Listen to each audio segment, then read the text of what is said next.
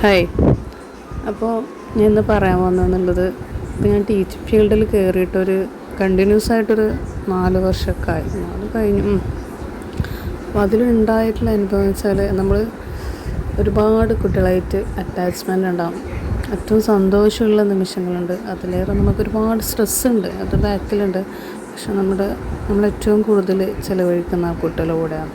ഇപ്പം LP സെക്ഷനാണെങ്കിൽ ആ കുട്ടികൾക്ക് നല്ല അറ്റാച്ച്മെൻറ്റ്, നല്ല സ്നേഹം. ഇപ്പോൾ LP പഠിപ്പിക്കുന്ന ടീച്ചേഴ്സിനൊക്കെ ഒന്ന് ഏജ് അങ്ങനെ പെട്ടെന്ന് കാണൂല. പിന്നെ ക്ലാസ്സിൻ്റെ എണ്ണം ഇങ്ങനെ കൂടുന്നതിനനുസരിച്ച് കുട്ടികളുടെ സ്നേഹത്തിൻ്റെ അളവ് ഇങ്ങനെ കുറഞ്ഞുകൊണ്ടിരിക്കും. അങ്ങനെയാണൊരു സിസ്റ്റം.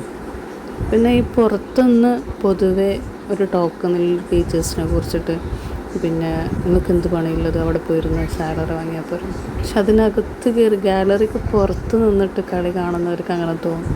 പക്ഷെ അതിനകത്ത് കയറി കളിക്കുന്ന ആൾക്ക് അതിൻ്റെ റിസ്ക് എന്താണെന്നുള്ള അറിയും കേട്ടോ. എന്ന് വെച്ചാൽ നമ്മൾ ക്ലാസ്സിൽ പോയി പഠിപ്പിക്കുക, അതുമാത്രമൊന്നുമല്ല. ഈ കുട്ടികൾ 10 മണി മുതൽ 4 മണി വരെ, ഹയർ സെക്കൻഡറി ആണെങ്കിൽ ഒരു 9 മണി മുതൽ 4:45, അത് കഴിഞ്ഞിട്ട് സ്പെഷ്യൽ ഉണ്ടെങ്കിൽ 5 മണി 5:30, അത്രയും സമയം ആ കുട്ടികളുടെ റെസ്പോൺസിബിലിറ്റി. പിന്നെ അതുപോലെ എക്സ്ട്രാ നമ്മൾ പീരീഡിനപ്പുറത്ത് വേറെ എന്തൊക്കെയോ കാര്യം, 2 ഡേയ്സ് കുട്ടികളുടെ എക്സാമിൻ്റെ കാര്യങ്ങൾ, അങ്ങനെ ഒരുപാടുണ്ട്. പിന്നെ വേറെ എന്തെങ്കിലും സൗഹൃദ കരിയർ, അങ്ങനെ വേറെ എന്തൊക്കെയോ ക്ലബ്ബും അതിൻ്റെ കുറേ ആക്ടിവിറ്റിയും കാര്യങ്ങൾ, അങ്ങനെ ഒരുപാട് കാര്യങ്ങളുണ്ട്. അതൊക്കെ ഒരു പെയിൻഫുള്ളായിട്ടുള്ള കാര്യങ്ങളാണ്, നമുക്കൊന്നും സ്ട്രെസ് തന്നെയാണ് ശരിക്കും. ഈ പുറത്തുനിന്ന് അങ്ങനെ ഒരുപാട് ടോക്ക് നോക്കിയിട്ടുണ്ട്, അധ്യാപകരെ ബഹുമാനിക്കേണ്ട ആവശ്യമില്ല, അങ്ങനെയൊക്കെ കേട്ടിട്ടുണ്ട്.